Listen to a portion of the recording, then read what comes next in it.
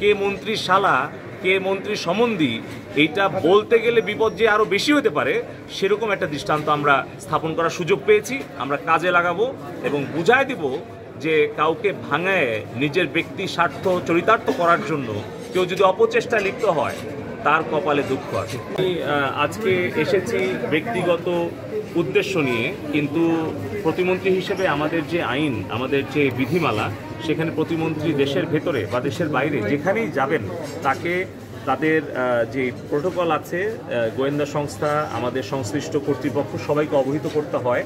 ফলে আমরা এটাকে সরকারি একটা সফর হিসেবে দেখতে হবে, কারণ প্রতিমন্ত্রী যেখানেই যাবে দেশের ভেতরে তাকে কিন্তু এটা জানাতে হবে, কারণ পুলিশ প্রশাসন, গোয়েন্দা সংস্থা এবং সংশ্লিষ্ট কর্তৃপক্ষকে না জানিয়ে আমাদের যাওয়ার ব্যাপারে অনেক বিধিনিষেধ আছে।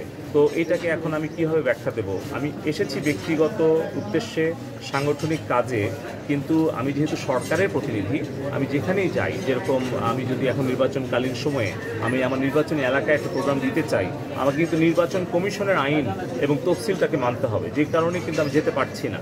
সে কারণে আমি বলবো যে আমি আমার সাংগঠনিক উদ্দেশ্য নিয়ে ব্যক্তিগতভাবে আমি এসেছি, কিন্তু এটা অবশ্যই সরকারি সফর। দ্বিতীয়টা হচ্ছে যে যখন এই ঘটনা আমি শুনেছি, জেনেছি, আমার রাজনৈতিক আমার সহযোদ্ধা ইউনিয়ন আওয়ামী লীগের যুগ্ম সাধারণ সম্পাদক এমদাদুল হক কালু ভাই এবং ইউনিয়ন আওয়ামী লীগের সাধারণ সম্পাদক আমার মোহাম্মদ আলাউদ্দিন ভাই, তারাই কিন্তু প্রথম আমাকে জানিয়েছে এবং শোনার পরে আমি উপজেলা আওয়ামী লীগের সাধারণ সম্পাদক, সে আমার সাথে যোগাযোগ করেছে। আমি দেশের বাইরে ছিলাম এবং তাৎক্ষণিক কিন্তু আমরা চেষ্টা করেছি পুলিশ প্রশাসন সহ আমাদের সাংগঠনিকভাবে এই ঘটনা যাতে প্রতিরোধ করা যায় এবং দোষীদেরকে আইনে আওতায় আনা যায়। আমাদের এই ক্ষেত্রে কোনো ধরনের কোনো গাফিলতি বা অবহেলা নেই, আমি আপনাদেরকে এটা দৃঢ় প্রত্যয়ের সাথে বলতে পারি। দ্বিতীয়ত হচ্ছে আসামির ব্যাপারে বাদী হয়েছে কে, ওই যিনি এখন চিকিৎসাধীন আছে, তার মেজো ভাই, আপনার কয় ভাই? তো ওনার মেজো ভাই নজরুল ইসলাম বাদী, তো মুজিবুর রহমান বাদী, হ্যাঁ মুজাহিদুল ইসলাম। তো এখন সেখানে মুজিবুর রহমান ভাই, তো এখন এখানে উনি কাকে আসামি দিচ্ছেন এইটার ব্যাপারে আমরা কোনো আমি জানি না।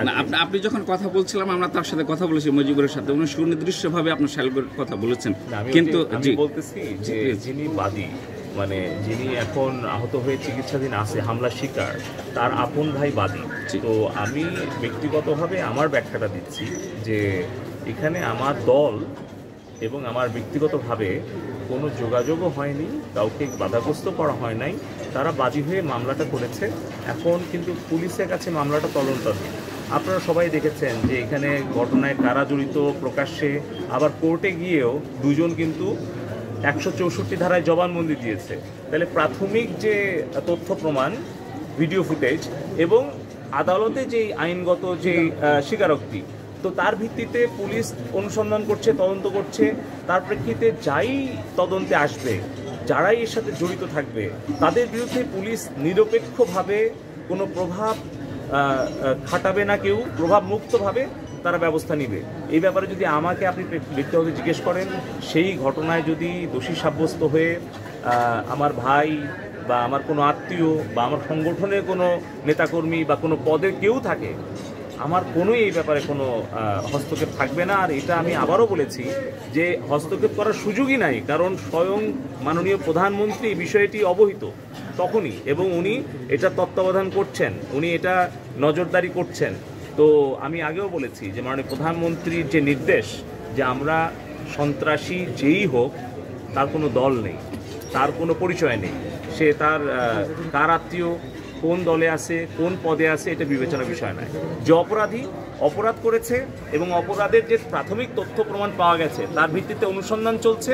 পুলিশ যাদেরকেই পাবে এখানে দোষী হিসেবে, তাদের বিরুদ্ধে যেই ব্যবস্থাই নিবে, আমরা সেটাকে সহযোগিতা করব। বাধাগ্রস্ত করার তো প্রশ্নই আসে না, আমরা সহযোগিতা করছি এবং করব।